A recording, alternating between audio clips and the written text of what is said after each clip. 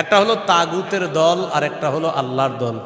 দুনিয়াতে মৌলিকভাবে মানুষের দল দুইটা, একটা হলো হিজবুল্লাহ আল্লাহর দল, আর একটা হিজবুশ শয়তান শয়তানের দল। এই দুই দল মৌলিকভাবে মানুষের মধ্যে সূরা মুজাদালায় দুই দলের কথা আছে।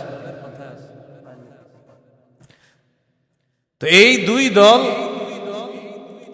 দুই দলের মধ্যে আমরা কার দলে থাকবো? আল্লাহর দলে না শয়তানের দলে? আল্লাহর দলে আমরা যারা থাকবো, আল্লাহ আমাদের অভিভাবক হয়ে যাবে। এই কথাটা আল্লাহ সূরা বাকারার 257 নম্বর আয়াতে বলতেছে। মন দিয়ে শুনেন কি বল।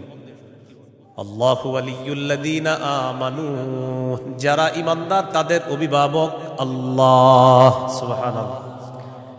আপনারা মাঝে মাঝে এমনি দোয়া করতে পারেন না, আল্লাহ আপনি আমার অভিভাবক, আল্লাহ আপনি অভিভাবক। আল্লাহ সূরা বাকারার 257 নম্বর আয়াতে বলছেন আপনি আমার অভিভাবক। আল্লাহ আমি তো সমস্যায় আছি, আমার সমাধান করে দাও। এইভাবে বলতে হবে। আল্লাহ আপনি বলছেন আপনি আমার অভিভাবক, আল্লাহ আপনি আমার সমস্যা সমাধান করে দেন। এইভাবে আল্লাহকে বলতে হবে।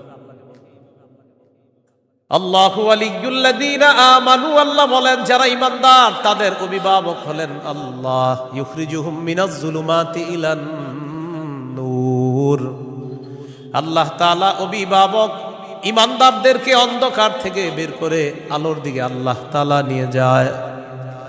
ওয়াল্লাযীনা কাফারু আউলিয়াউহুমুত তাগুত, আর যারা কাফের তাদের অভিভাবক হলো শয়তান। বলেন তো ঈমানদারের অভিভাবক কে? কাফেরের অভিভাবক কে?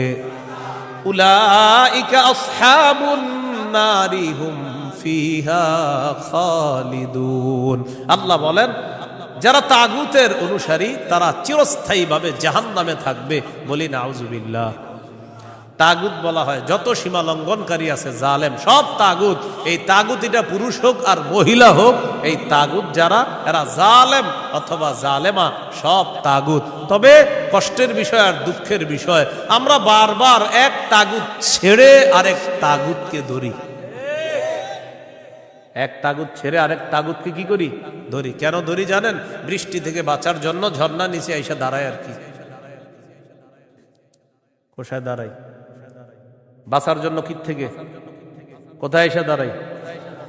এক তাগুতকে ছেড়ে আরেক তাগুত ধরা, মানে বৃষ্টি থেকে বাঁচার জন্য ঝর্ণার নিচে এসে দাঁড়ায়। ভাই কিছু ঘটনা লাগে, ঝর্ণার নিচে কেন? আর বললেন না বাইরে বৃষ্টি, তো এ নাকি।